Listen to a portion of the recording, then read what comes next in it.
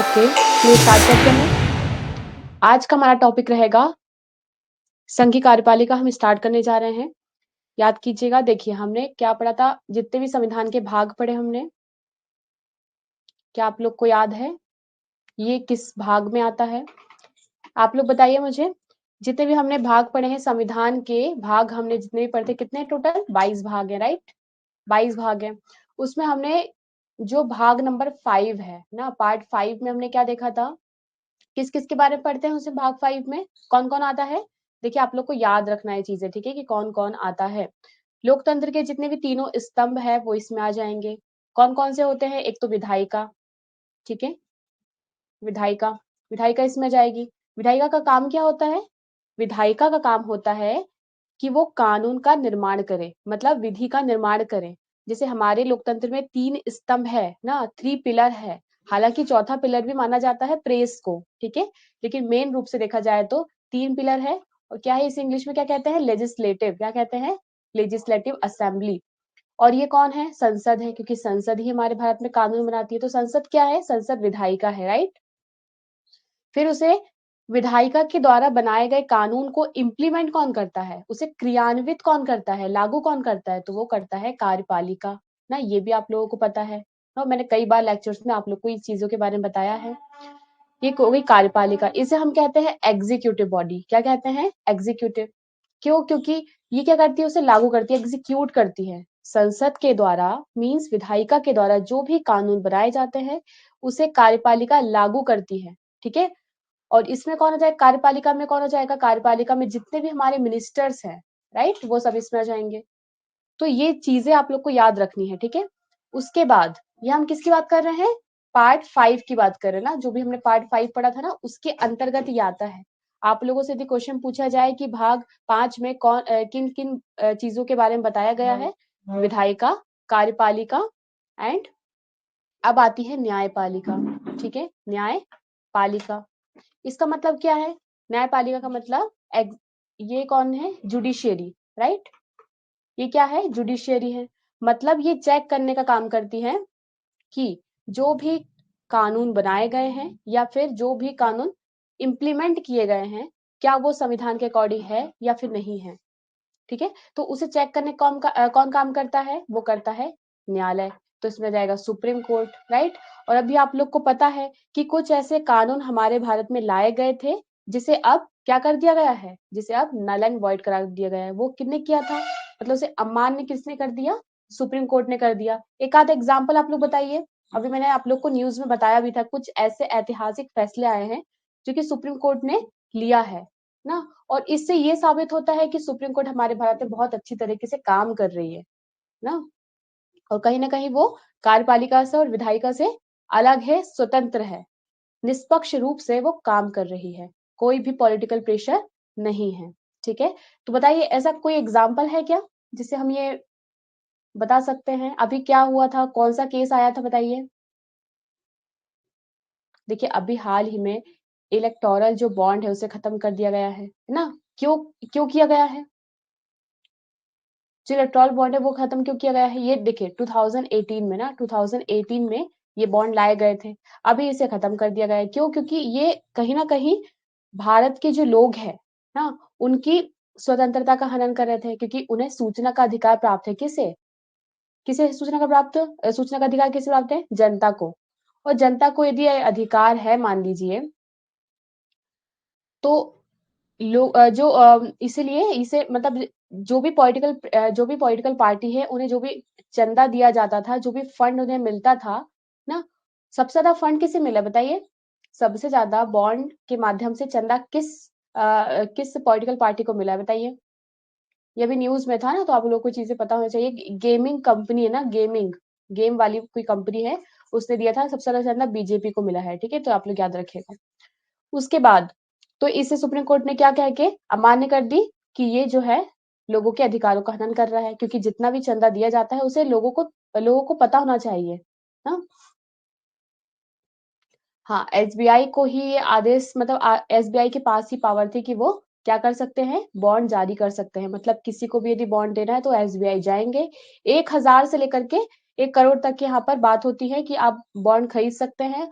और फिर आप पॉलिटिकल पार्टी को जाकर के वो बॉन्ड दे देंगे। तो इसमें जो देने वाला है और जो मतलब ये चंदा को ग्रहण करने वाला है ना, उनकी जो आइडेंटिटी वो छुपाई जाती है, मतलब वो बताया नहीं जाता है, किसने किसको कितना पैसा दिया है, ये जानकारी जनता को नहीं थी, ना, जो कि आर्टिकल 19 का 1A और ये जो सूचना का अधिकार है, उसका हनन हो रहा था, इसलिए सुप्रीम कोर्ट ने इसे अमान्य घोषित कर दी। ठीक है, तो आप लोग ये चीज़ों को याद रखिएगा। तो इस तरीके से हम समझ सकते हैं न्यायपालिका के काम, क्योंकि लाया गया था विधायिका के द्वारा, इसे एग्जीक्यूट किसके के द्वारा किया गया था? कार्यपालिका, एग्जीक्यूटिव बॉडी के द्वारा, मिनिस्टर के द्वारा। उसके बाद न्यायपालिका। देखिए, अब हम बात करते हैं कार्यपालिका की। किसकी बात करेंगे हम? कार्यपालिका की। तो कार्यपालिका भी जो होती है, कार्यपालिका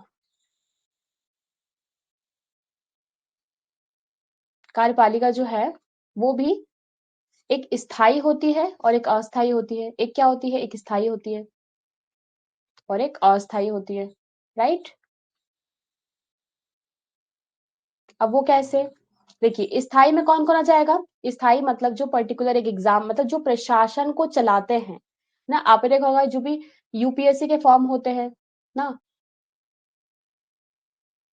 और उसके बाद जो स्टेट पीएससी होती है ना, इसके थ्रू ये प्रशासनिक अधिकारी आते हैं ना। ये देखा जाए तो कौन? ब्यूरोक्रेसी ना, ब्यूरोक्रेसी।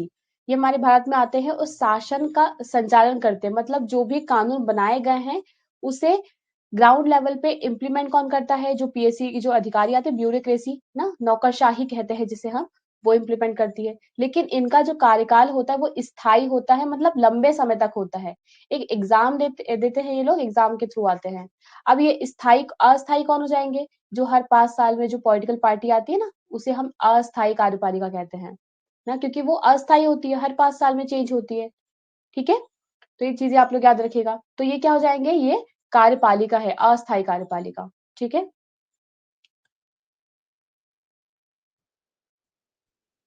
देखिए यहीं पर ये चीजें लिखी गई है जो मैंने आप लोग को बताया कि 3 स्तंभ होते हैं, कार्यपालिका, विधायिका, न्यायपालिका। इसमें कार्यपालिका सरकार का वह अंग होता है जो विधायिका द्वारा स्वीकृत नीतियों और कानूनों को लागू करने के लिए उत्तरदायी होता है ना। मैंने आप लोग को बताया अभी, लागू करने का काम होता है इसका। नीति निर्माण में भी, मतलब कोई भी कानून बनाया जाता है उसमें ये भाग लेते हैं ना। देखिए, मैंने आप लोग, इसका मतलब क्या है ना, यह प्रायः नीति निर्माण में भी भाग लेते हैं। इसका मतलब क्या हुआ? क्योंकि जब संसद के सदस्यों की द्वारा कोई भी कानून बनाया जाता है, तो क्या उसमें कार्यपालिका मौजूद होती है कि नहीं होती है? आंसर दीजिए आप लोग इसका। मैं आपको उसके पहले कल भी बताया था इस चीज के लिए ना, क्योंकि हमारे भारत में जो कार्यपालिका है और जो विधायिका है वो एक ही है, मतलब उसके जो मेंबर है वो एक ही है। लेकिन हम अमेरिका की बात करें तो अमेरिका में क्या ऐसा है? अमेरिका में ऐसा नहीं है। अमेरिका में जो कार्यपालिका के मेंबर होते हैं, मतलब जो मिनिस्ट्री होती है, जो एग्जीक्यूटिव होते हैं, वो अलग होते हैं, और वहां के जो, मतलब संसद के जो सदस्य होते हैं वो अलग होते हैं। क्लियर है? तो चीजें आप लोग याद रखिएगा। इसमें इस प्रकार कार्यपालिका में भी, कार्यपालिका में केवल राष्ट्रपति आते हैं, प्रधानमंत्री और मंत्री ही नहीं आते, बल्कि इसके अंदर संपूर्ण प्रशासनिक ढांचा आता है। मैंने आप लोग को बताया अभी ना, जो भी सिविल सेवा के सदस्य होते हैं ना, जितने भी ब्यूरोक्रेसी है वो सब इसमें शामिल हो जाएंगे। जो भी यूपीएससी पीएससी के थ्रू आते हैं ना अधिकारी बन के, वो क्या करते हैं? वो भी तो यही काम करते हैं कि जो भी कानून बनाया जाता है, जो की योजनाएं लाई जाती है, उनको ग्राउंड लेवल पे इम्प्लीमेंट करते हैं ना। कौन करता है? ब्यूरोक्रेसी करती है। ठीक है इतना? तो कौन कौन आ जाएगा कार्यपालिका के अंतर्गत? क्लियर इतना? राष्ट्रपति आएंगे जो कि कार्यपालिका के अध्यक्ष होते हैं। यदि आप लोगों से क्वेश्चन पूछ लिया जाए, कार्यपालिका के अध्यक्ष कौन होते हैं? बताइए। देखिए, एक बात याद रखिएगा, कार्यपालिका के यदि हम अध्यक्ष की बात करें ना, कार्यपालिका के अध्यक्ष की बात करें या फिर प्रमुख की बात करें, तो वो कौन होता है? वो प्रेसिडेंट होता है। कौन होता है? प्रेसिडेंट होता है। ठीक है, और यदि हम बात करते हैं कार्यपालिका के वास्तविक, ये कार्यपालिका लिखा है, ठीक है, कार्य नहीं। फिर कार्यपालिका की यदि हम वास्तविक अध्यक्ष की बात करें, वास्तविक वास्तविक अध्यक्ष की यदि हम बात करें तो वो कौन होता है? वो मिनिस्ट्री होती है जिसमें पीएम आ जाएंगे, सबसे पहले पीएम हेड होते हैं वहां के। ठीक है, ऐसा क्यों? वास्तविक क्यों लिखा है? क्योंकि देखिए, राष्ट्रपति जब हमारे भारत में आते हैं, मतलब बनते हैं, तो वो जो भी काम करेंगे वो किसके कहने पे करेंगे? जो भी हमारी मिनिस्ट्री कहेंगी, कैबिनेट मिनिस्टर कहेंगे वही वो काम करेंगे, ठीक है? मतलब राष्ट्रपति खुद से कोई काम नहीं करते हैं, बल्कि उनसे करवाया जाता है, ये हम कह सकते हैं। हालाँकि कुछ ऐसे मामले हैं जहाँ पर प्रेसिडेंट अपने हिसाब से काम करता है, अपने विवेक का इस्तेमाल करते हैं और इसे ही कहते हैं हम विवेकाधिकार शक्ति, ठीक है? आगे हम इसके बारे में भी चर्चा करेंगे हालाँकि। तो विवेकाधिकार शक्ति मतलब खुद से काम करना, ना? खुद के विवेक का यूज़ करना, जैसे हमें कह सकते हैं, जैसे अब मान लीजिए कोई पॉलिटिकल पार्टी बहुमत में नहीं है, तो वो अपने अकॉर्डिंग किसी को प्राइम मिनिस्टर बना सकते हैं, ठीक है? और वो कह सकते हैं कुछ एक 3 महीने का टाइम देंगे वो उनको कि आपको बताना पड़ेगा। हालाँकि 3 महीना इसको मैं और क्लियर कर दूँगी आगे कि 3 महीने हैं कि नहीं है, ठीक है? तो आप लोग अभी से ध्यान मत दीजिए, बस ये याद रखिएगा कि प्राइम मिनिस्टर जब हम संसद पढ़ेंगे तब इसके बारे में और डिटेल से समझेंगे, ठीक है? जब प्रेसिडेंट क्या करते हैं, जब बहुमत में नहीं होती है सरकार तो पीएम क्या करते हैं सॉरी प्रेसिडेंट क्या करते हैं, पीएम को नियुक्त कर देते हैं, मतलब उनका अपॉइंटमेंट कर देते हैं और फिर उन्हें टाइम ड्यूरेशन दिया जाता है एक, उस टाइम ड्यूरेशन को मैं आपको आगे बताऊँगी, ठीक है? कि कितना समय दिया जाता है और ये कहा जाता है कि आपको इस टाइम ड्यूरेशन के अंतर्गत आपको अपना बहुमत साबित करना है ना कि पीएम बनने के लिए यदि वो बहुमत साबित कर देते हैं तो पीएम बन जाते हैं, नहीं तो क्या होता है वो नहीं बनते हैं, ठीक है? फिर दूसरे को बनाया जाता है प्राइम मिनिस्टर। गठबंधन की सरकार भी बनती है ना, गठबंधन मतलब जो सबसे बड़ा गठबंधन है उसमें से भी वो क्या कर सकते हैं किसी को प्राइम मिनिस्टर बना सकते हैं। तो ये सब इसकी प्रोसेस है। इतनी चीजें क्लियर है? क्या कोई डाउट? चीजें क्लियर हो रही है ना? देखते हैं अब आगे। दूसरी ओर जो लोग दैनिक प्रशासन के लिए उत्तरदायी होते हैं उन्हें हम स्थायी कार्यपालिका के देखिए यहाँ पर क्या बोला गया अस्थायी और स्थायी कार्यपालिका क्लियर है मैंने आप लोग को बताई जो परमानेंट एग्जीक्यूटिव होती है परमानेंट मतलब जो भी हमारे ब्यूरोक्रेसी होते हैं ना ब्यूरोक्रेसी वो सब इसमें हो जाएगा ठीक है मतलब नौकरशाही ठीक है जो भी पीएससी यूपीएससी के थ्रू आते हैं ना जो ग्राउंड लेवल पे स्कीम को इम्प्लीमेंट करते हैं वो सब इसमें जाएंगे संसदीय व्यवस्था में कार्यपालिका और विधायिका एक दूसरे पर आश्रित होते हैं ना अच्छा एक बात याद रखिएगा हमने आर्टिकल 50 पढ़ा था क्या किसी को याद है कि आर्टिकल 50 में क्या है ज्यादा टाइम नहीं हुआ है आप लोग को रिवीजन करना है ठीक है याद कीजिए मैंने आप लोग को डीपीएसपी पढ़ाया था डीपीएसपी और डीपीएसपी में हमने 36 से 51 तक के आर्टिकल की बात किए थे आर्टिकल इसी में एक आता है आर्टिकल 50 क्या किसी को याद है कि आर्टिकल 50 में क्या लिखा था आंसर कीजिए क्या किसी को याद है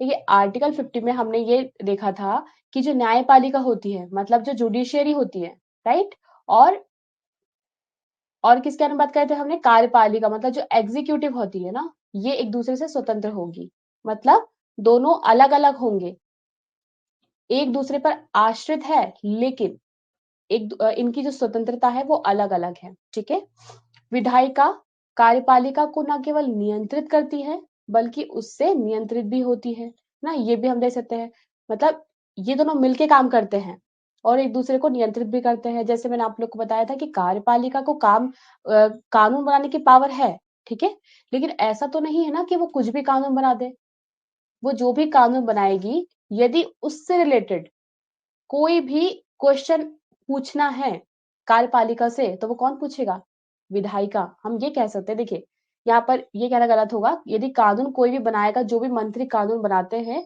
यदि संसद के मेंबर यदि कोई भी क्वेश्चन पूछना चाहे तो वो उनसे क्वेश्चन पूछ सकते हैं ठीक है एट द एंड ऑफ कानून कौन बना रहा है कार्यपालिका ही बना रही है मिनिस्टर बना रहे हैं क्योंकि मिनिस्टर जो बिल लाते हैं उसे हम सरकारी बिल कहते हैं और जनरली जो बिल पेश किए जाते हैं जो पारित हो जाते हैं जो आगे चल के एक्ट बनते हैं वो मोस्टली आप देखेंगे कि वो सरकारी बिल ही होते हैं हालांकि ऐसा पहले नहीं होता था जब हमारा भारत देश आजाद हुआ था तो कुछ प्राइवेट बिल भी लागू होते थे मतलब वो एक्ट बन जाते थे लेकिन अभी देखा जाए तो मोस्टली आप देखेंगे कि जो सरकारी बिल जो आते हैं वही आगे चल के कानून बनाते हैं वही आगे चल के एक्ट बनते हैं ना तो कौन बना रहा है कानून वो कार्यपालिका ही बना रही है ना हालांकि लागू करती है कार्यपालिका ना इसलिए विधायिका कार्यपालिका के जो मेंबर है विधायिका में शामिल होते हैं ना विधायिका में कौन शामिल होगा मंत्री भी शामिल होंगे और संसद के सदस्य भी शामिल होंगे तो मंत्री जो भी कानून बनाएगी संसद के सदस्य उनसे क्वेश्चन पूछेंगे और मंत्री उनका आंसर देंगे यदि मंत्री उनका आंसर नहीं देते हैं तो फिर बात गलत होगी क्योंकि इसे क्या कहते हैं इसे कहते हैं उत्तरदायित्व का सिद्धांत क्या कहते हैं? उत्तरदायित्व का सिद्धांत। क्या किसी को डाउट है? समझ में आया जो मैंने आप लोग को बताया अभी? इसे उत्तरदायित्व का सिद्धांत होता है, मतलब उत्तरदायी होती है मिनिस्टर। मिनिस्टर जो होते हैं उत्तरदायी होते हैं कि वो जो भी काम कर रहे हैं उन्हें उन्हें बताना पड़ेगा, किसे? संसद के सदस्यों को। ठीक है। फिर बात करते हैं, राष्ट्रपति भारत का सर्वोच्च अधिकारी होता है। ठीक है। अधिकारी, सर्वोच्च अधिकारी कौन होता है? राष्ट्रपति होते हैं। हमारे भारत के पहले नागरिक होते हैं वो, है ना। और जितनी भी सेना होती है, तीनों सेनाओं का सेनापति होते हैं। कौन होते हैं? सेनापति। यदि आप लोगों से क्वेश्चन पूछ लिया जाए, हाँ, क्वेश्चन पूछ लिया जाए कि तीनों सेनाओं का सर्वोच्च सेनापति कौन होता है, तो वो कौन होंगे? राष्ट्रपति होंगे। ठीक है।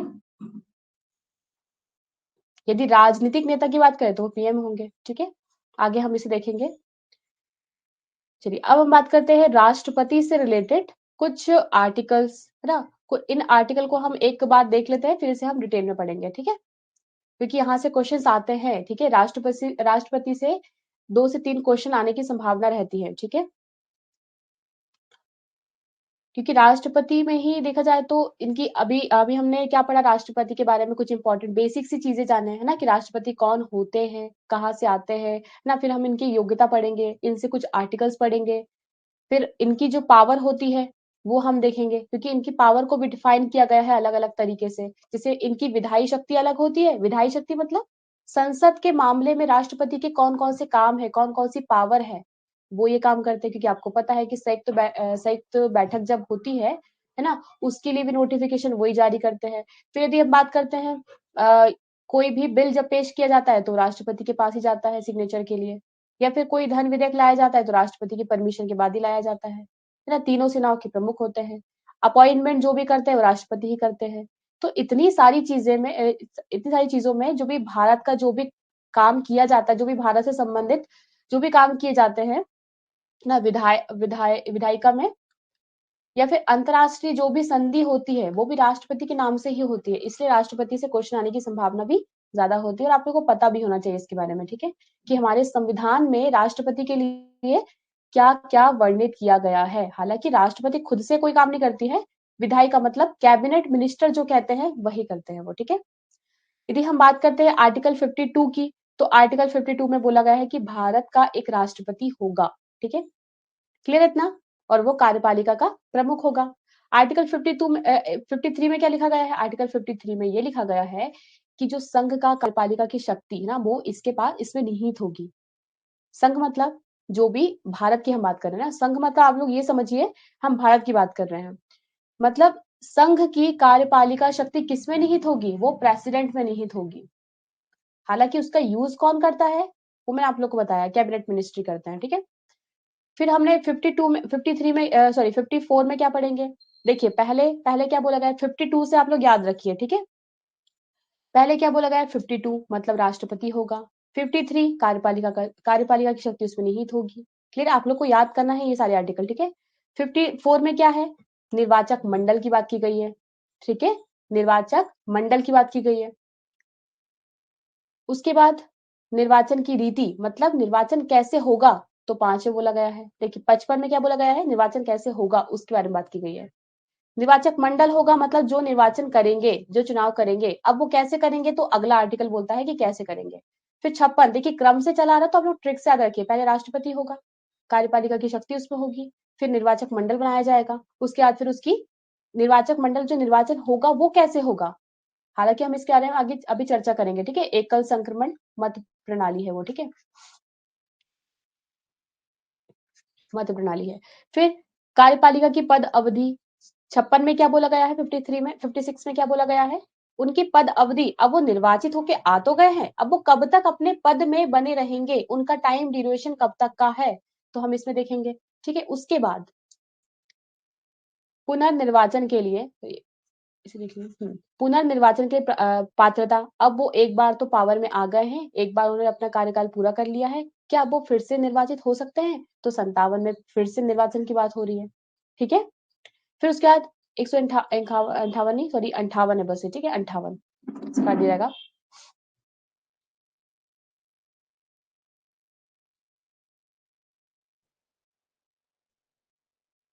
58। ठीक है। आर्टिकल 58 में क्या बोला गया है? राष्ट्रपति निर्वाचित होने के लिए अहर्ताएं कौन कौन सी है, मतलब योग्यता की बात हो रही है। ठीक है, योग्यता, योग्यता कहाँ कहाँ है, मतलब राष्ट्रपति जो बनते हैं वो किन आधारों पर बनते हैं, तो उस आधारों की बात की गई है 53 में। क्लियर इतना? अगले आर्टिकल यदि हम बात करें 59 की, तो 59 में ये बोला गया है कि राष्ट्रपति के पद के लिए शर्तें कौन कौन सी हैं। योग्यता हमने देख लिया, अब शर्तें कौन कौन सी देखेंगे। फिर 60 में क्या है, शपथ के बारे में बोला गया है। ठीक है, याद कीजिएगा, मैंने आपको जब शेड्यूल पढ़ाया था ना, शेड्यूल पढ़ाया था, तो उसमें याद रखिए जो हमने शपथ के बारे में कहा बात किए थे। सेकंड में क्या था, मैंने आपको बताया था सेकंड और थर्ड आपको साथ साथ याद रखना है ना। सेकंड और थर्ड आप लोग को साथ साथ याद रखना है। सेकंड में क्या था, अच्छा आप लोग इसका आंसर दीजिए, बताइए सेकंड अनुसूची में क्या है और थर्ड अनुसूची में क्या है। आपके आंसर का वेट किया जा रहा है, आप लोग बताइए। हमने जो अनुसूची पढ़े थे, टोटल कितनी अनुसूची होती है, रिवीजन आपको करते रहना है कंटिन्यू। ठीक है, देखते हैं कौन आंसर देता है। 12 अनुसूची है टोटल। पहले कितनी थी, पहले 8 अनुसूची थी, बाद में 9वीं अनुसूची जोड़ी गई थी 1951 में, फिर 10वीं अनुसूची जोड़ी गई थी 1985 में ना, 52nd अमेंडमेंट हुआ था। उसके बाद क्या हुआ था, फिर 11वीं अनुसूची 12वीं अनुसूची साथ साथ याद रखिएगा, मैंने आप लोग को बताया था वो कब जोड़ी गई थी, वो जोड़ी गई थी 1992 में। हाँ बताइए, बिल्कुल सही। 2 में क्या है, 2 में है वेतन, क्या है, वेतन और भत्ते। ठीक है, वेतन भत्ते किस में है, अनुसूची 2 में। ठीक है, पहले वेतन भत्ते की बात आएगी, याद रखिएगा, मैंने इसीलिए आप लोग को लू फॉल्स जो भी है वो मैंने आप लोग को बताया था। ठीक है, हाँ बिल्कुल सही तेजपाल जी। ऐसे आप लोग बताइए ना कि सेकंड में क्या है और थर्ड में क्या है, क्योंकि देखिए यहाँ पर ना कंफ्यूजन होता है। जनरली जैसे आप लोग फ्लो फ्लो में पढ़ लेते हैं और वहां पर कंफ्यूजन होता है, तो हम क्या करते हैं, हम खुद का दिमाग लगाते हैं कि हाँ सेकंड में तो शपथ होगी, उसके बाद ही तो वेतन मिलेगा ना, ये गड़बड़ हो जाती है, लू फॉल्स है। तो आप लोग इसे पकड़िएगा अच्छे से ना, कि 2 में क्या है, पहले वेतन। ठीक है, पहले वेतन चाहिए पॉलिटिकल पार्टी को, ऐसे याद रख लीजिएगा। ठीक है, उसके बाद थर्ड में क्या है, शपथ, क्या है, शपथ, बाद में शपथ लेंगे। ठीक है, पहले वेतन की बात करो, ऐसे आप समझ लीजिए। ठीक है, तो जहां पर हमने शपथ पढ़े थे ना अनुसूची में, वहां पर प्रेसिडेंट की, वाइस प्रेसिडेंट की और गवर्नर की, इनकी शपथ के बारे में वहां पर नहीं बताया गया है, बाकी के बारे में बताया गया है, मैं आप लोग को बताया था। ठीक है, फिर उसके बाद तो वहां पर नहीं था, तो कहां पर है शपथ के बारे में, आर्टिकल 60 में। राष्ट्रपति के जितने भी आर्टिकल हम पढ़ रहे हैं उसमें आर्टिकल की यदि हम बात करें तो आर्टिकल 60 में बोला गया है कि राष्ट्रपति की शपथ होगी ना, और उन्हें शपथ दिलाएगा कौन, अभी हम आगे देखेंगे। हालांकि इनको कौन दिलाता है, सुप्रीम कोर्ट का जो चीफ जस्टिस ऑफ इंडिया है वो दिलाते हैं। प्रतिज्ञान के बारे में बताया गया है, इनकी जो शपथ है वो थोड़ी अलग होती है, क्योंकि वो पूरे देश के नागरिक है ना, पहले नागरिक है, कार्यपालिका के प्रमुख है ना, संविधान के प्रमुख है, इसीलिए इनकी शपथ थोड़ी अलग होती है। फिर 61 में यहाँ पर क्या बोला गया है, यहाँ पर बात की गई है महाभियोग। याद रखिएगा, हमारे भारत के जो संविधान में सबसे पहले की तो बात ही छोड़िए, यहाँ पर क्या है, महाभियोग। हमारे भारत में महाभियोग शब्द का प्रयोग किसके लिए किया गया है ना, तो आप लोग को याद रखना है, महाभियोग का जो शब्द का प्रयोग है सब ये प्रेसिडेंट के लिए ही किया गया है, और किसी के लिए भी नहीं। ठीक है, यहाँ से क्वेश्चन आया है, इसलिए मैं आपको इसे जोर देकर पढ़ा रही हूँ कि महाभियोग शब्द का प्रयोग सिर्फ और सिर्फ राष्ट्रपति के लिए ही किया गया है।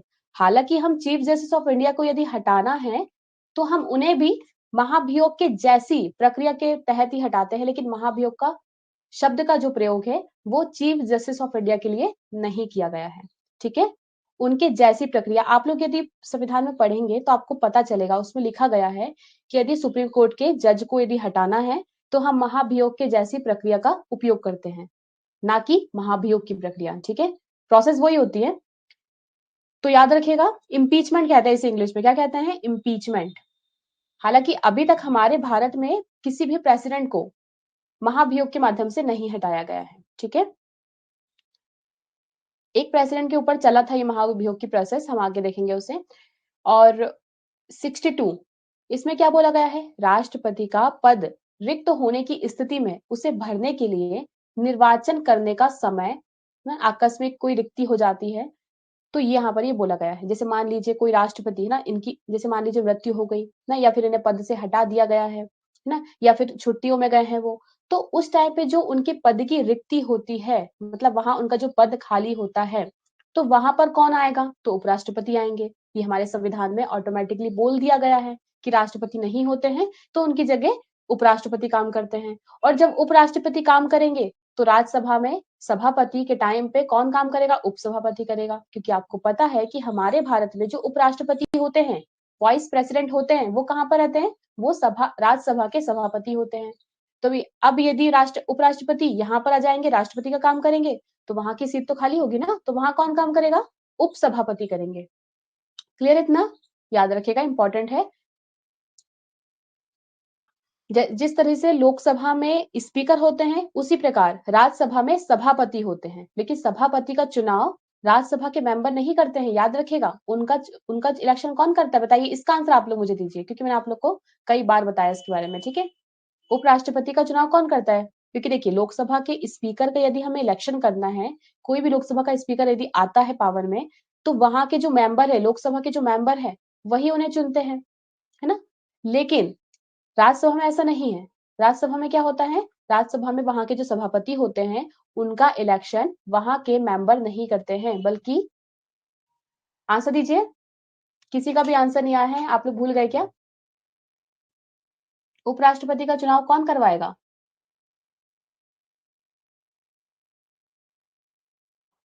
आंसर दीजिए। देखिए, आप लोग को रिवीजन करना है, ठीक है। मैंने आप लोग को वीडियो में ही काफी मतलब जो क्लासेस होती है उसमें ही मैंने आप लोग को ये सारी चीजों के बारे में बताया था।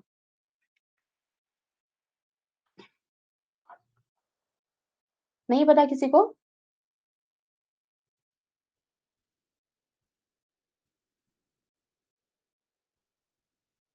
नहीं, देखिए मैं आप लोग को बताती हूँ। नहीं, मैंने आप लोगों को, देखिए क्या पूछा है मैंने आप लोगों से, जिस तरह से लोकसभा में ना, देखिए याद रखिएगा आप चीजें, अब मत भूलेगा आप लोग, ठीक है। देखिए ध्यान से, मैंने आप लोग को बताया जी, लोकसभा है ना, लोकसभा में जो स्पीकर होते हैं ना, स्पीकर जो होते हैं, उनका उनका निर्वाचन कौन करता है? उनका चुनाव कौन करवाता है? कैसे करते हैं? जो वहां के जो मेंबर है ना लोकसभा के, वही क्या करते हैं? उन्हें इलेक्ट करते हैं। वोटिंग की प्रक्रिया होती है, जिसको सबसे ज्यादा वोट मिलते हैं वो लोकसभा का स्पीकर बन जाता है, ठीक है। याद रखिएगा, इंपॉर्टेंट है। अब बात करते हैं राज्यसभा की। राज्यसभा में जो ये क्या है? लोकसभा के जो हेड होते हैं ना, लोकसभा के हेड कौन है? स्पीकर होते हैं। इनका चुनाव कौन करता है? वहां के सदस्यों के द्वारा उनका चुनाव करवाया जाता है। बात करते हैं राज्यसभा के प्रमुख कौन होते हैं, वहां के चेयरमैन कौन होते हैं? जैसे यहाँ पर स्पीकर होते हैं, यहाँ पर चेयरमैन होते हैं ना, चेयरमैन होते हैं, तो कौन होता है?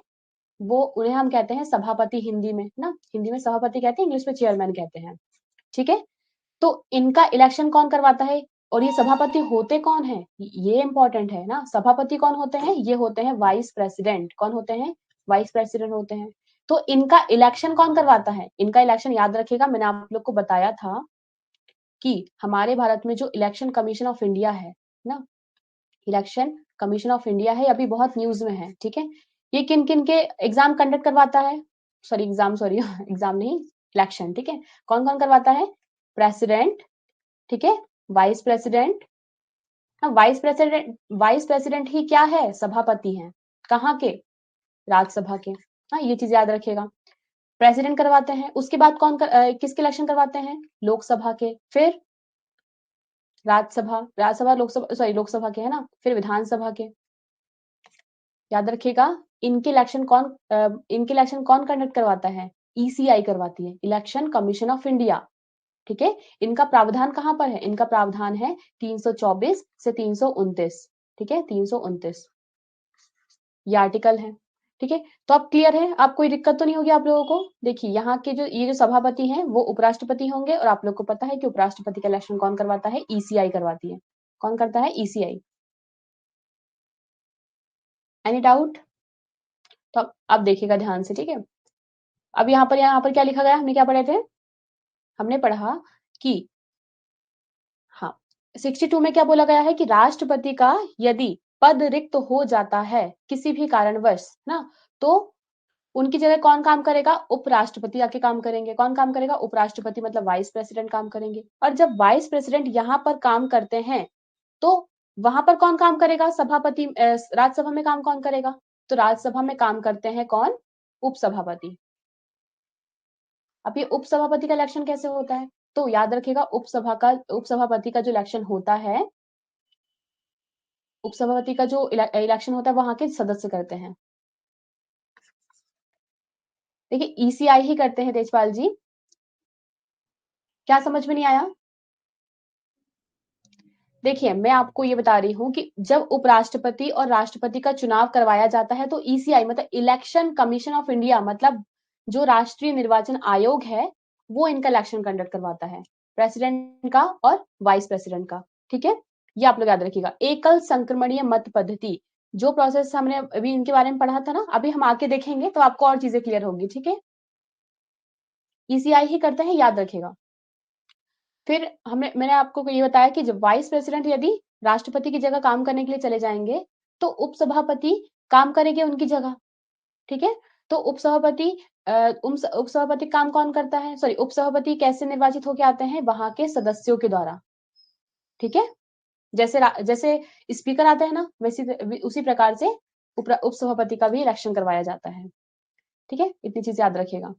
और ये याद रखिएगा ईसीआई किन किन के इलेक्शन कंडक्ट करवाता है, तो प्रेसिडेंट, वाइस प्रेसिडेंट, लोकसभा और विधानसभा। फिर हम बात करते हैं आगे, आर्टिकल्स को हम देखते हैं। 52, आर्टिकल 52 में ये बोला गया है कि भारत संघ की कार्यपालिका का प्रमुख कौन होते हैं, राष्ट्रपति होते हैं। ठीक है, 52 में बोला गया था ना, हमने पढ़ा था। फिर उसके बाद 53 में ना, 53 में क्या बोला गया है, केंद्र सरकार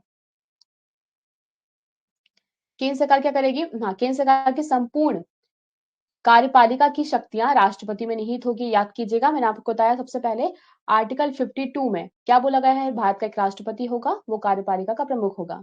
ठीक है, 53 में क्या बोला गया है कि जितनी भी शक्तियां होती है कार्यपालिका की, जो भी एग्जीक्यूटिव पावर होती है, वो किस में निहित होगी, प्रेसिडेंट में होगी। ठीक है, जिसका प्रयोग प्रत्यक्ष ना, ध्यान दीजिएगा शब्दों में, और अधीनस्थ अधिकारियों के माध्यम से किया जाता है। क्या उसका खुद मतलब जो उनकी जो शक्तियां हैं उनका प्रयोग क्या प्रेसिडेंट करते हैं, नहीं करते हैं, कौन करता है, यहाँ पर क्या बोला गया है, प्रत्यक्ष और अधीनस्थ अधिकारी करते हैं। ठीक है, कार्यपालिका का समस्त कार्य औपचारिक रूप से राष्ट्रपति के नाम से ही किया जाता है। ठीक है, औपचारिक रूप से। ठीक है, और ब्रिटेन और भारत की भांति कुछ देशों में दो प्रकार की कार्यपालिका होती है, एक नाम मात्र की और एक वास्तविक ना। तो हमारे भारत में जो कार्यपालिका है वो कैसी है, वो नाम मात्र की है, मतलब सिर्फ कहने को ही राष्ट्रपति के पास पावर है, लेकिन वो उसका यूज नहीं करते हैं। ठीक है, वास्तविक कार्यपालिका कोई और ही होता है, और वो कोई और कौन है, हमारे जो मिनिस्टर हैं वो है। ठीक है,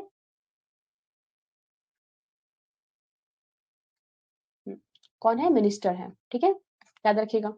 भारत का राष्ट्रपति ब्रिटेन की महारानी की भांति ही नाम मात्र का ही कार्यकारी प्रधान होता है, जबकि वास्तविक कार्यकारी प्रधान की भूमिका प्रधानमंत्री की अध्यक्षता में मंत्रिपरिषद निभाती है। आई होप आप लोग को चीजें क्लियर हो रही होगी, यदि किसी को डाउट हो तो पूछ लीजिएगा। समझ में आ रहा है ना जो भी लाइन यहाँ पर लिखी गई है। राष्ट्रपति राज्य का अध्यक्ष होता है और प्रधानमंत्री सरकार का अध्यक्ष होता है। मतलब राज्य का अध्यक्ष कौन होगा, राष्ट्रपति ना, और प्रधानमंत्री सरकार का अध्यक्ष होगा। सरकार जो बनाई जाती है उसका हेड कौन होता है, नेता कौन होता है, पीएम होते हैं। ठीक है, हम आगे बात करते हैं राष्ट्रपति की योग्यता के बारे में। तो इसके बारे में कहां पर बात की गई है, आर्टिकल 58 है ना, आर्टिकल 58 में बोला गया है योग्यता के बारे में, है ना। ये आर्टिकल यदि हम ऊपर जाएंगे, देखिए ये आर्टिकल, ये आर्टिकल लास्ट लास्ट में देखिएगा 58 है ना, 58 में क्या बोला गया है, राष्ट्रपति निर्वाचित होने के लिए अहर्ताएं, मतलब जो भी योग्यताएं हैं कि कौन सा व्यक्ति राष्ट्रपति बन सकता है, तो इसके बारे में यहाँ पर बात की गई है। तो कुछ अहर्ताएं, कुछ योग्यताएं दी गई हैं, इसे आप लोग ध्यान दीजिएगा। पहली बात तो वो भारत का नागरिक हो ना, जनरली यही कहा जाता है कि जो भी हमारे भारत में पद बनाए जाते हैं, चाहे वो प्रेसिडेंट के लिए हो, चाहे वाइस प्रेसिडेंट के लिए हो, या फिर चाहे गवर्नर के लिए हो, या फिर मंत्रियों के लिए हो, उसे एक कंडीशन तो फुलफिल करनी ही पड़ेगी। कौन सी है, कि वो भारत का नागरिक हो, सबसे पहले सिटीजन हो वहां का। ठीक है, याद रखिएगा। नेक्स्ट बात हो रही है कि वह 35 वर्ष की आयु पूरी कर चुका हो ना। ध्यान दीजिएगा, यहाँ पर राष्ट्रपति के लिए जो आयु बताई गई है वो 35 वर्ष बताई गई है। यदि हम बात करते हैं मिनिस्टर की, तो सबके लिए अलग अलग है। जैसे लोकसभा के जो मेंबर हैं उनके लिए 25 है, ना। प्राइम मिनिस्टर के लिए कितनी है, वो भी 25 है। यदि हम राज्यसभा की बात करें तो राज्यसभा के लिए 30 है ना। गवर्नर के लिए बात करें तो वो भी कितनी है, गवर्नर के लिए वो भी 35 है। तो ये चीज याद रखिएगा ना। विधानसभा के मेंबर उनके लिए भी 25 है, सीएम के लिए भी 25 है। तो सबकी आपको एज याद रखना है। और याद रखिएगा वह लोकसभा का सदस्य बनने की योग्यता रखता हो ना। यहाँ पर ध्यान दीजिएगा, लोकसभा लिखा हुआ है, क्या लिखा गया है, लोकसभा। और यदि हम बात करते हैं उपराष्ट्रपति की योग्यता के बारे में, तो उपराष्ट्रपति की योग्यता में आप लोग एक चीज ध्यान दीजिएगा, वहां पर पूछा जाता है, वहां पर यह बोला जाता है कि जो उपराष्ट्रपति होंगे वो राज्यसभा का सदस्य बनने की योग्यता रखता हो। क्योंकि आपको पता है कि उपराष्ट्रपति कहाँ जाके बैठेगा, वो सभापति के तौर पे काम करेगा, कहाँ पर, राज्यसभा में। तो ऑब्वियसली वो योग्यता कहाँ की होनी चाहिए, उसकी राज्यसभा की योग्यता होनी चाहिए। क्लियर है, चीजों को आप लोग समझने की कोशिश कीजिए तो आंसर आप लोग को डेफिनेटली बन जाएंगे। ठीक है, उसके बाद क्या बोला गया है, नेक्स्ट है, वह भारत सरकार का या फिर राज्य सरकार या फिर किसी स्थानीय स्वशासी संस्था के अंतर्गत लाभ के पद को धारण ना करे। मतलब कोई ऑटोमेटिकली लाभ कमा रहा है कहीं और से, है ना। तो फिर जैसे आप लोग, जैसे मान लीजिए आप लोग ऑलरेडी कोई गवर्नमेंट जॉब में है, फिर आप लोग दूसरी गवर्नमेंट जॉब के लिए क्या अप्लाई कर सकते हैं, नहीं कर सकते, क्योंकि आप लोग ऑलरेडी किसी अन्य रोजगार को प्राप्त कर रहे हैं। तो यहाँ पर भी बोला गया है कि लाभ के पद को धारण ना करें। उल्लेखनीय है, यहाँ पर नोट करके मैंने स्पेसिफाई यहाँ पर किया है, देखिए यहाँ पर ध्यान दीजिएगा, राष्ट्रपति, उपराष्ट्रपति, किसी राज्य का राज्यपाल अथवा केंद्रीय या फिर राज्य सरकार के किसी मंत्री को इस प्रयोजन के लिए राज्य के अधीन लाभ का पद का धारक नहीं माना जाएगा। मतलब ये जो कुछ पद हैं, इन्हें लाभ, ये लाभ के पद के अंतर्गत नहीं आएंगे, यहाँ पर ही बोला गया है। ठीक है,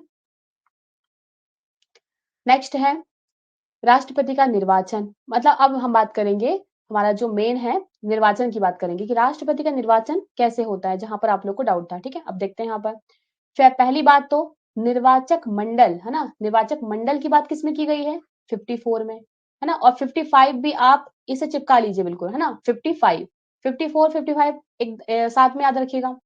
54 में बोला गया है कि निर्वाचक मंडल होगा निर्वाचन के लिए। 55 में क्या बोला गया है, 55 में बोला गया है कि निर्वाचन होगा कैसे, है ना, होगा कैसे। तो ये बताया गया है 55 में। देखिए क्या होता है यहाँ पर, राष्ट्रपति विशेष रूप से गठित एक निर्वाचक मंडल द्वारा निर्वाचित होता है। राष्ट्रपति को आप लोग ध्यान दीजिएगा, हमारे भारत में जो राष्ट्रपति निर्वाचित होते हैं, पहली बात तो वो अप्रत्यक्ष रूप से होते हैं। कैसे होते हैं, अप्रत्यक्ष।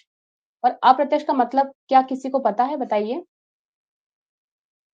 देखिए जो चीज मैं आप लोग को बार बार रिवाइज करवाती हूँ ना, उससे मैं अपेक्षा रखती हूँ कि आप लोगों से कि आप लोग वो उसका आंसर दें। ठीक है, तो अप्रत्यक्ष मतलब इनडायरेक्ट इलेक्शन होता है।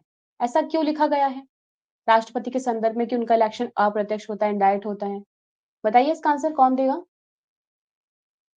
कि आप लोग को आंसर देना है ना, तभी मुझे समझ में आएगा कि आप लोग को चीजें समझ में आ रही है कि नहीं आ रही है ना, तभी तो फिर आगे बढ़ेंगे हम, है ना। बताइए अप्रत्यक्ष का मतलब क्या होता है, राष्ट्रपति का जो इलेक्शन होता है। हाँ, हाँ बिल्कुल सही बलजीत जी, हाँ ठीक है। चुने हुए नेता करते हैं, मतलब हमारे द्वारा चुने गए रिप्रेजेंटेटिव इनका इलेक्शन करते हैं। हाँ, जनता द्वारा सीधे नहीं चुने जाते, बिल्कुल सही तेजपाल जी, एकदम सही आंसर दिया आपने। हाँ ठीक है अश्विनी जी, हाँ बिल्कुल सही है प्रहलाद जी, हाँ बिल्कुल सही, सभी ने एकदम सही आंसर दिया है। देखिए अगर जनता डायरेक्ट जाकर के वोट देती है तो उसे हम कहेंगे प्रत्यक्ष इलेक्शन, मतलब डायरेक्ट इलेक्शन। और यदि जहां पर जनता डायरेक्ट इलेक्शन नहीं, मतलब वोट नहीं डालती है, तो वो क्या हो जाएगा, वो हो जाएगा अप्रत्यक्ष इलेक्शन। तो देखिए हमारे भारत में जो अभी लोकसभा इलेक्शन होने वाले हैं ना, लोकसभा इलेक्शन में आप किसे वोट देंगे, आप सांसदों को चुनेंगे, है ना। तो सांसद क्या है, आपके रिप्रेजेंटेटिव है। कौन है वो, आपके रिप्रेजेंटेटिव है, मतलब आपके क्षेत्र में जो डेवलपमेंट का काम है वो करेंगे। आपके क्षेत्र से संबंधित जितने भी मुद्दे हैं उसको सॉल्व करने का काम वही करेंगे। वो आपके क्षेत्र से संबंधित जो भी परेशानियां हैं उसको वहां पर संसद में रखेंगे वो, है ना, और उसका निपटान करेंगे। तो ये सब सांसदों का काम होते हैं, मतलब वहां के वो प्रतिनिधि होते हैं ना। तो आपने क्या किया, सांसदों को डायरेक्ट आपने वोट दिया और वो जाकर सांसद बनकर वो जाकर के क्या करेंगे, आपके क्षेत्र को रिप्रेजेंट करेंगे। कहां पर करेंगे, लोकसभा में। ठीक है, तो प्रत्येक क्षेत्र से ना सांसद आते हैं, भारत के हर एक क्षेत्र से आते हैं और वो जाते कहां पर, लोकसभा में जाते हैं कितने मेंबर है? 543 मेंबर, है ना? 543 मेंबर ऑफ पार्लियामेंट। उसके बाद फिर जब ये सांसद अपने जब ये सांसद अपने नेता को चुनते हैं, प्राइम मिनिस्टर को चुनते हैं, तो क्या प्राइम मिनिस्टर का इलेक्शन क्या हम करते हैं या फिर सांसद करते हैं? याद रखिएगा, प्राइम मिनिस्टर की नियुक्ति होती है, उनका अपॉइंटमेंट होता है ना। ये छोटी मोटी चीजें तो आप लोग को खैर अब तक बन जाती होगी ना। उनकी नियुक्ति होती है। हम कहने को तो प्राइम मिनिस्टर बनाते हैं ना, ऐसा कहते हैं कि हमने प्राइम मिनिस्टर का इलेक्शन होने वाला है, ऐसा वैसा। तो हम प्राइम मिनिस्टर का इलेक्शन नहीं करते, बल्कि हम सांसदों का इलेक्शन करते हैं ना, मेंबर ऑफ पार्लियामेंट का इलेक्शन करते हैं। उसके बाद जो मेंबर ऑफ पार्लियामेंट है वो अपने नेता को चुनते हैं। जो बहुमत की सरकार आती है वो अपने नेता को चुनती है कि हम इस पर्टिकुलर व्यक्ति को हम अपना नेता बनाते हैं, और वही नेता आगे चल के क्या कहलाता है? पीएम कहलाता है, प्राइम मिनिस्टर ऑफ इंडिया कहलाता है। क्लियर है इतना? क्योंकि पीएम की भी अलग एक अपनी कॉन्स्टिट्यूएंसी होती है, अपना एक निर्वाचक क्षेत्र होता है। जैसे हमारे मोदी जी की ना, प्राइम मिनिस्टर की, उनका जो निर्वाचक मंडल है, सॉरी निर्वाचन क्षेत्र है, वो कहाँ से है? क्या किसी को पता है? जो प्राइम मिनिस्टर है ना, नरेंद्र मोदी जी, वो कहाँ सिलेक्ट होते हैं बताइए? वो कहाँ से सांसद हैं? वो भी एक सांसद है ना? उन्हें भी जनता चुनती है वहां के क्षेत्र से। बताइए उनकी कॉन्स्टिट्यूएंसी कौन सी है? हाँ बिल्कुल सही बलजीत जी, वाराणसी, बनारस, बिल्कुल सही। हाँ, गुजरात से वो निकल के आते हैं, लेकिन उनकी जो कॉन्स्टिट्यूएंसी है वो कहाँ पे है? वाराणसी है, बिल्कुल सही। ठीक है, सभी के आंसर सही है। अब हम बात कर रहे थे किसकी? निर्वाचक मंडल की बात कर रहे हैं हम ना। तो ये क्वेश्चन आता है एग्जाम में, ठीक है। ये क्वेश्चन आता है कि निर्वाचक मंडल में शामिल कौन कौन होता है, क्योंकि जो निर्वाचक मंडल में शामिल होगा वही राष्ट्रपति का चुनाव करेंगे ना। तो देखिए याद रखिएगा यहाँ पर कौन कौन होता है, यहाँ पर कंफ्यूजन बहुत होता है, ठीक है, तो याद रखिएगा। देखिए संसद के, हाँ संसद के, यहाँ पे बिंदी है, ठीक है। संसद के दोनों सदन, मतलब यहाँ पर लोकसभा भी है और राज्यसभा भी है, ठीक है, के निर्वाचित सदस्य, ध्यान दीजिएगा यहाँ पर क्या लिखा गया है, यहाँ पर लिखा गया है, शब्दों पे ध्यान दीजिएगा, ठीक है। निर्वाचित लिखा गया मतलब जो निर्वाचित होके आएंगे। क्योंकि हमने क्या पढ़ा है? हमने पढ़ा है कि लोकसभा में 2 मेंबर मनोनीत होते हैं, अब नहीं होते, हालांकि याद रखिएगा 2019 में ये खत्म हो गया है, ठीक है। लेकिन आपको करना पड़ेगा, क्योंकि क्वेश्चन तो आएगा ना, क्वेश्चन ये भी आएगा कि मेंबर थे लेकिन अब नहीं है ना, तो ये आप लोगों से ये पूछा जाएगा कि कब हटे वो ना, तो आगे हम देखेंगे इसके बारे में भी। लोकसभा में 2 मेंबर जो थे मनोनीत होते थे। उसके बाद राज्यसभा में तो अभी भी मनोनीत होते हैं। कितने मेंबर मनोनीत होते हैं बताइए? 12 ना, 12 मेंबर मनोनीत होते हैं। कहाँ कहाँ से? मैंने आपको ट्रिक बताया था लास्ट, याद रखिएगा, ठीक है। Literature, art, social and science, ठीक है, इन क्षेत्रों से संबंधित जो विशेषज्ञ होते हैं वो राज्यसभा में मनोनीत किए जाते हैं, ठीक है, ताकि उस क्षेत्र को अच्छे से रिप्रेजेंट किया जाए संसद में, ठीक है। क्लियर हो रही ना इतनी चीजें? अब बात करते हैं, तो ये जो 12 सदस्य हैं राज्यसभा के, जो 2 सदस्य हैं ना, वो इसमें पार्टिसिपेट नहीं करते हैं, ठीक है। और याद रखिएगा, हाँ, जो निर्वाचित होके आते हैं वही क्या करेंगे, इसमें भाग लेंगे, बाकी लोकसभा राज्यसभा दोनों इसमें जाएंगे। फिर बात करते हैं सभी राज्यों की विधानसभा। ध्यान दीजिएगा मैंने यहाँ पर क्या लिखा हुआ है, यहाँ पर देखिए विधानसभा लिखा हुआ है ना। और आप लोग को पता है कि हमारे भारत में यदि हम जाते हैं राज्यसभा, राज्य में जाते हैं, है ना, यदि हम मान लीजिए जाते हैं कहाँ पर, राज्य में जाते हैं, ठीक है, राज्य में जाते हैं। राज्य में क्या होती है? विधानमंडल होता है। क्या होता है? विधानमंडल। जिस तरह से हमारे भारत में यदि हम केंद्र की बात करें तो दो सभा होती है, लोकसभा और राज्यसभा। तो संसद होती है ना, संसद में 2 सदन होते हैं। तो उसी प्रकार से हमारे भारत में भी 2 सदन होंगे। एक होता है विधानसभा, एक होता है विधान परिषद ना, और एक होता है गवर्नर, क्योंकि इसका अंग होता है, जिस तरह से संसद का एक अंग क्या होता है, प्रेसिडेंट होता है, तो उसी प्रकार से यहाँ पर गवर्नर होता है। इतनी चीजें क्लियर हो रही है? देखिए जिस तरह से हम लोकसभा को निम्न सदन कहते हैं, निम्न सदन, उसी प्रकार से विधानसभा को भी हम निम्न सदन, लोअर हाउस कहते हैं। जिस प्रकार से हम राज्यसभा को हम उच्च सदन या फिर अपर हाउस कहते हैं, उसी प्रकार से हम इसे भी अपर हाउस कहते हैं ना, उच्च सदन कहते हैं। जिस प्रकार हम राष्ट्रपति को ही संसद का अंग मानते हैं, उसी प्रकार हम गवर्नर को भी विधानमंडल का एक अंग मानते हैं। इसका ये अभिन्न अंग है। क्या है ये? अभिन्न अंग, मतलब इससे भिन्न नहीं है, ठीक है। इतनी चीजें याद है? तो याद रखिएगा हमारे भारत में जब निर्वाचक मंडल बनाया जाता है, क्या निर्वाचक मंडल बनाया जाता है राष्ट्रपति को चुनने के लिए, तो उसमें कौन शामिल होता है? उसमें शामिल होते हैं जो विधानसभा, दिख रहा है ना आप लोगों को, ये विधानसभा, इसके जो मेंबर हैं, ना, वो इस मंडल में शामिल होते हैं। क्लियर इतना? यहाँ पर यहाँ पर विधानसभा है और यहाँ पर लेजिस्लेटिव असेंबली सॉरी काउंसिल है ना, लेजिस्लेटिव काउंसिल जो होती है ना, मतलब विधान परिषद इसमें शामिल नहीं होती है। ठीक है? क्योंकि आपको पता है कि हमारे भारत में जितने भी राज्य हैं, टोटल कितने राज्य हैं? 28 स्टेट है, और 28 स्टेट जितनी भी 28 राज्य है, क्या वहां पर सभी में विधान परिषद है कि नहीं है? नहीं है ना। कितने हैं? टोटल 6 राज्य ऐसे हैं जहां पर विधान परिषद भी है ना। वो 6 राज्य के आप लोग जानते हैं कौन कौन से हैं? यदि नहीं जानते हैं तो आपको जानना चाहिए, ठीक है, क्योंकि आपको पता होना चाहिए कि कितने कितने हमारे भारत में ऐसे राज्य हैं जहां पर विधान परिषद भी है। देखिए, विधान परिषद क्यों बनाया जाता है? यदि मान लीजिए ज्यादा काम है, वहां पर ज्यादा बड़ा स्टेट है ना, कोई एक जो सदन है वो काम नहीं कर पा रहा है, तो विधान परिषद बनाई जाती है। ठीक है, तो आप लोग को ये चीजें याद रखनी है। ठीक है, तो यहाँ पर क्या है, हम बात करते हैं किसकी? विधान परिषद की। ठीक है, हम किसकी बात कर रहे हैं? विधान परिषद की बात कर रहे हैं।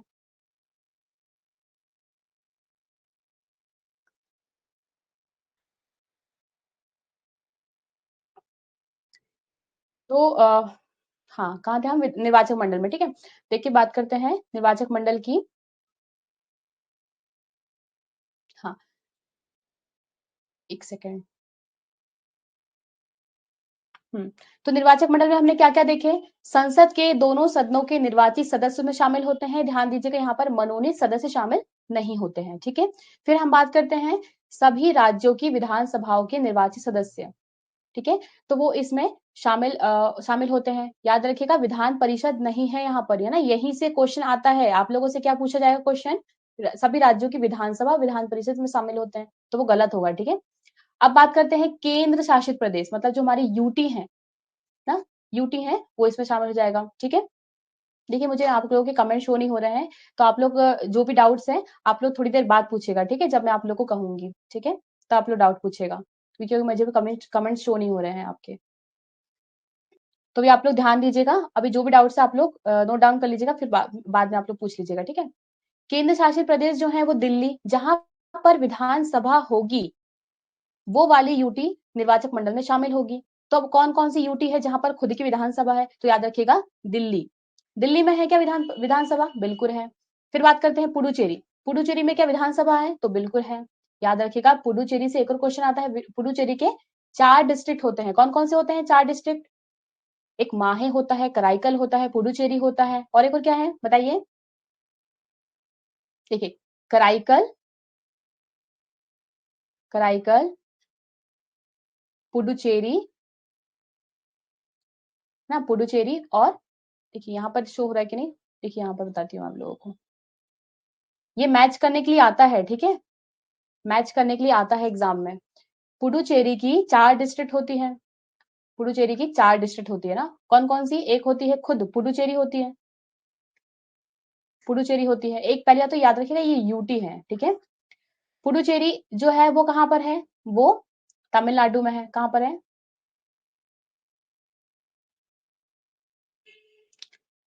तमिलनाडु में है। कराईकल, कराईकल कहां पर है? कराईकल, कराईकल भी कहां पर है? तमिलनाडु में है। ठीक है, एक होती है माहे, एक होती है माहे, ये कहां पर है? ये केरला, केरला में है। ठीक है, कहां पर? केरल में है। फिर एक होती है यनम, क्या है? एक होती है यनम, जो कि है आंध्र प्रदेश में।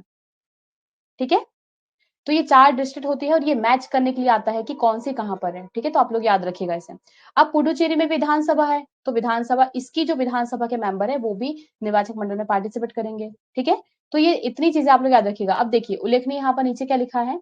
31 अक्टूबर 2019 को नवगठित जम्मू कश्मीर केंद्र शासित प्रदेश की विधानसभा के निर्वाचित सदस्य भी राष्ट्रपति के निर्वाचक मंडल में शामिल होंगे, है ना। अभी क्या हो रहा था? जम्मू कश्मीर के ये यूटी बन गई है ना 31 अक्टूबर 2019 को।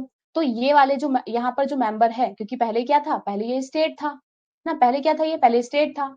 अब ये जम्मू कश्मीर क्या बन गया है? यूटी बन गया है। तो अब कितनी यूटी शामिल होगी? याद रखेगा, अब हमारे अब ये क्वेश्चन आ जाए कि निर्वाचक मंडल में कितनी यूटी शामिल होती है? तो 3 यूटी शामिल होती है। कौन कौन सी? दिल्ली, पुडुचेरी और जम्मू कश्मीर। कोई डाउट? क्लियर हो जाएगा अब? तो ये आप लोग याद रखिएगा, इंपॉर्टेंट यहाँ से क्वेश्चन आते हैं, ठीक है। अब हम बात करते हैं निर्वाचन की प्रक्रिया कैसी होगी। तो इसका भी सब क्लॉज याद रखिएगा। 55 के 5 में बोला गया है कि राष्ट्रपति का निर्वाचन अप्रत्यक्ष रूप से आम जनता के द्वारा नहीं किया जाता है ना। ये कैसे होता है, हमारे द्वारा चुने गए रिप्रेजेंटेटिव मीन्स लोकसभा राज्यसभा के निर्वाचित सदस्य, ना कि मनोनीत, ठीक है। और जितने भी राज्य हैं उनके विधानसभा, जहां पर विधानसभा है ना, क्योंकि विधानसभा की बात हो रही है यहाँ पर, विधान परिषद नहीं है, ठीक है, विधान परिषद नहीं है, तो वो इसमें शामिल होंगे। और वहां पर भी जो निर्वाचित सदस्य होते हैं उनकी बात हो रही है। और वो वाली यूटी जहां पर विधानसभा है, 3 यूटी कौन कौन सी, दिल्ली, पुडुचेरी और जम्मू कश्मीर, वहां की यूटी वो इसमें पार्टिसिपेट करती है। राष्ट्रपति का निर्वाचक होता कैसे है, तो वो होता है आनुपातिक प्रतिनिधित्व की एकल संक्रमणीय मत पद्धति। ये है प्रोसेस, इस प्रोसेस के माध्यम से ही हमारे राष्ट्रपति का चुनाव होता है। अब ये प्रोसेस होती कैसे है ना, इसका मतलब क्या होता है। देखिए, मतदान गुप्त नीति से किया जाता है। और याद रखिएगा आप लोग, एक नया फैक्ट मिलेगा, थॉमस हेयर ने ये जो प्रोसेस है ना उसे दिया था ना। ये प्रोसेस किसने दिया था, थॉमस हेयर ने दिया था। तो इसीलिए इसे क्या कहते हैं, इसलिए इसे हेयर पद्धति भी कहा जाता है, ठीक है। तो आप लोग याद रखिएगा इसे।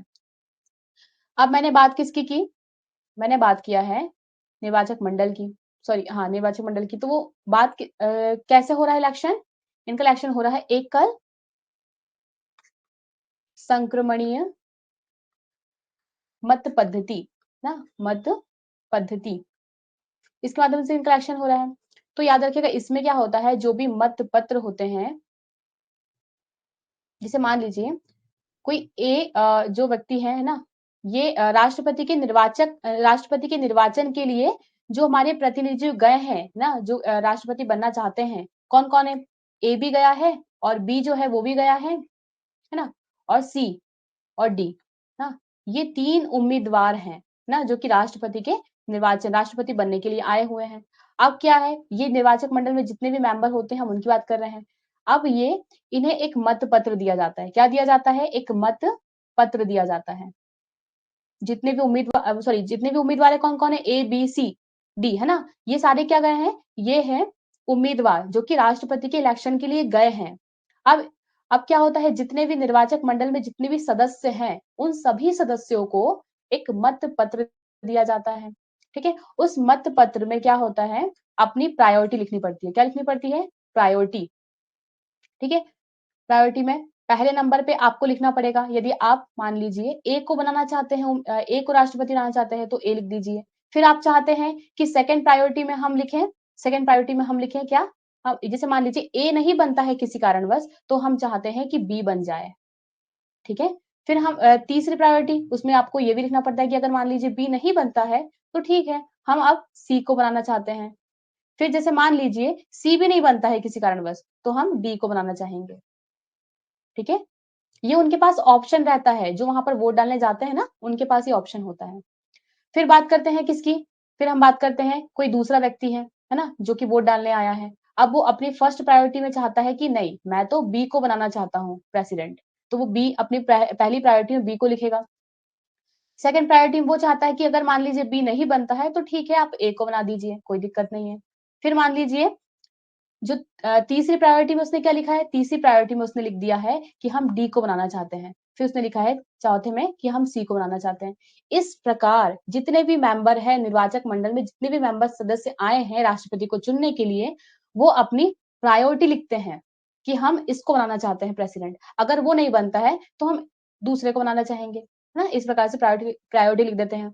फिर जैसे ही गणना होती है ना, क्या होती है, कैलकुलेशन किया जाता है, जिससे जैसे इनके वोटों का, तब क्या किया जाता है, फर्स्ट प्रायोरिटी की गणना होती है। किसकी, फर्स्ट प्रायोरिटी। जैसे ही कैलकुलेशन किया जाता है तो उसमें देखा जाता है कि सबसे ज्यादा प्रायोरिटी किसे दी गई है ना, सबसे ज्यादा प्रायोरिटी किसे दी गई है, उसे क्या किया जाता है, उसे अगर प्रायोरिटी सबसे ज्यादा दी गई है और वो फुलफिल कर रहा है कि निर्वाचक मतलब प्रेसिडेंट बनने के लिए, तो उसे प्रेसिडेंट बना दिया जाता है ना। और जो जिसकी प्रायोरिटी कम है उसके वोट को हटा दिया जाता है ना। और इस प्रकार से यहाँ की जो गणना है वो कैलकुलेशन पूरी हो जाती है, ठीक है।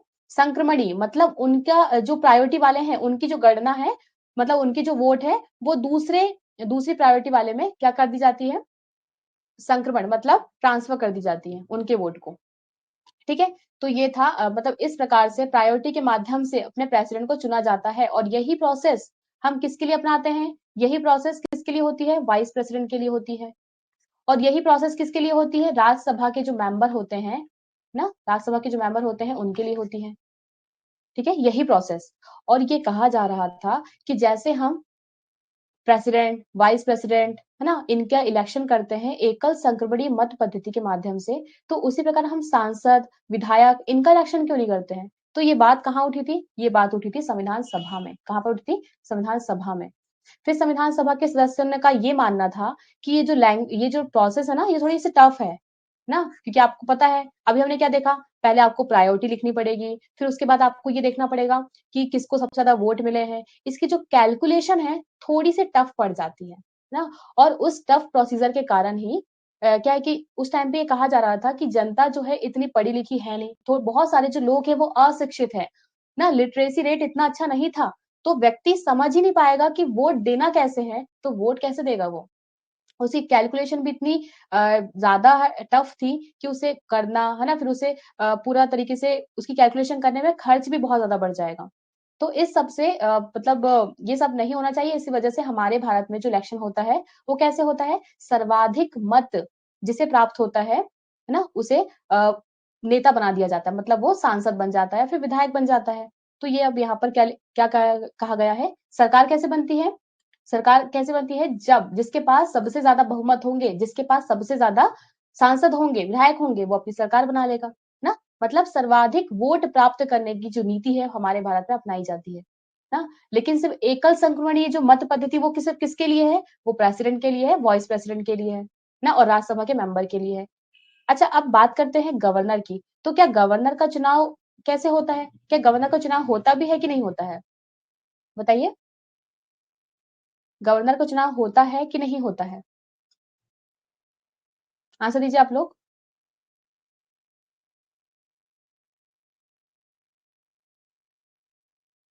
हाँ, कौन-कौन से राज्य में है? ठीक है, देखिए बताती हूँ मैं आप लोगों को। एक यूपी, बिहार हाँ, बिल्कुल सही देखिए हाँ, आपने सही कहा है आपने जी देखिए यूपी, बिहार में होता है, ना तेलंगाना, आंध्र प्रदेश में होता है, ठीक है? और फिर हाँ, महाराष्ट्र और महाराष्ट्र, कर्नाटक में होता है, ठीक है? और मैंने आप लोगों से जो क्वेश्चन पूछा था मैं वो भूल गई हूँ। क्या पूछा था मैंने आप लोगों से किसका आंसर नहीं है? देखिए, सभी के मतदानों को गुप्त रखा जाता है, ठीक है? और वैल्यू एक समान का मतलब देखिए, बात ये है कि वो अपनी प्रायोरिटी लिखते हैं ना, प्रायोरिटी लिखते हैं कि हम इन इस व्यक्ति को मान लीजिए कोई ए नाम का व्यक्ति है, उसे हम बनाना चाहते हैं, है ना? तो फिर जैसे मान लीजिए दूसरे व्यक्ति ने ए को नहीं कहा, है ना? बी को कहा है। हाँ, ठीक है, बिल्कुल सही गवर्नर, है ना? तो गवर्नर की जो नियुक्ति होती है, ठीक है? याद रखिएगा नियुक्ति होती है, उनका इलेक्शन ही होता है, ना कि अप्रत्यक्ष ना तो अप्रत्यक्ष माध्यम से होता है और ना ही प्रत्यक्ष माध्यम से होता है, ठीक है? हाँ, बिल्कुल सही, उनका इलेक्शन नहीं होता है। क्लियर है? हाँ, सभी की वैल्यू एक समान ही होती है, बस अपना वो प्रायोरिटी लिखते हैं, प्राथमिकता लिखते हैं, ना? कि हम इस व्यक्ति को बनाना चाहते हैं राष्ट्रपति, ना? और फिर मान लीजिए दूसरा व्यक्ति बी को चाहता है बनाना और तीसरा व्यक्ति सी को, फिर चौथा व्यक्ति डी को। तो ऐसे सबकी प्रायोरिटी को चेक किया जाता है कि सबसे ज़्यादा वोट किसको मिले हैं। मान लीजिए ए को ज़्यादा लोगों ने वोट नहीं दिया, है ना? ए को किसी ने वोट नहीं दिया है। तो जिसकी जिसकी प्रायोरिटी मतलब जिसको सबसे कम प्रायोरिटी मिली है, मतलब सबसे कम प्राथमिकता मिली है। जैसे मान लीजिए बी, है ना? बी को ज़्यादा किसी ने प्रायोरिटी नहीं दिया। कोई नहीं चाहता कि बी जो है वो प्रेसिडेंट बने। तो 2-4 ही ऐसे होंगे, है ना? 2-4 ही ऐसे होंगे जो फर्स्ट प्रायोरिटी में शामिल होंगे। तो उनके वोट को हटा दिया जाता है। मतलब बी को जो भी वोट दिए गए हैं, तो बी को हटा दिया जाता है और उनकी जो प्राथमिकता है ना, बाकी उनको दूसरे वाली जो प्रायोरिटी उसमें ट्रांसफर कर दिया जाता है। इस प्रकार से इनका चुनाव होता है। हाँ, बिल्कुल सही, प्रेसिडेंट उनको नियुक्त करता है। हम देखेंगे ना अभी, आगे चल के हम प्रेसिडेंट की जो पावर है ना, उसके बारे में हम चर्चा करेंगे, तो हम पढ़ेंगे कि गवर्नर की नियुक्ति कैसे होती है, क्यों होती है। ऐसा कहा जाता है कि जो गवर्नर जो भी काम करता है ना, वो इन्फ्लुएंस होता है केंद्र सरकार से, है ना? तो आप लोग को ये चीज़ें मैं आगे आगे बताऊँगी, तो सुप्रीम कोर्ट ने भी 1979 में ये कहा था कि जो गवर्नर होते हैं, वो राष्ट्रपति के अधीन एक रोजगार नहीं है, वो एक इंडिपेंडेंट बॉडी है, ठीक है? तो जो भी वो काम करेंगे, स्वतंत्र रूप से करेंगे, ठीक है? तो इसमें सुप्रीम कोर्ट का भी स्टेटमेंट है, ठीक है? इसलिए गवर्नर कहा जाता है कि जनरली जो भी काम करता है केंद्र सरकार के हिसाब से काम करता है ना? क्योंकि आपको पता है कि गवर्नर जो होता है वो उस राज्य का तो होता नहीं है ना? जो भी जैसे मान लीजिए मध्य प्रदेश की हम बात करें तो मध्य प्रदेश का जो गवर्नर है, वो क्या यहीं का है ना? यहाँ का नहीं है ना, वो दूसरे राज्य का है। जैसे उत्तर प्रदेश में कोई गवर्नर बनाया जाना है, तो वो उत्तर प्रदेश का नहीं होगा बल्कि दूसरे राज्य का होगा, ठीक है? उसी राज्य के मेंबर को गवर्नर नहीं बनाया जाता है। और याद रखिएगा गवर्नर से रिलेटेड एक और चीज़ कि 7th अमेंडमेंट हुआ था, इसमें ये कहा गया था कि एक गवर्नर, एक से अधिक राज्यों का गवर्नर भी हो सकता है, ठीक है? हालाँकि जब हम गवर्नर पढ़ेंगे, तब अच्छे से इन चीज़ों के बारे में और समझेंगे, ठीक है? तो यहाँ पर क्या आप लोगों को कोई डाउट है? टाइम काफ़ी हो चुका है, हम क्लास को यहीं एंड करते हैं। आप लोग को जो भी डाउट होगा आप लोग पूछ लीजिएगा, ठीक है?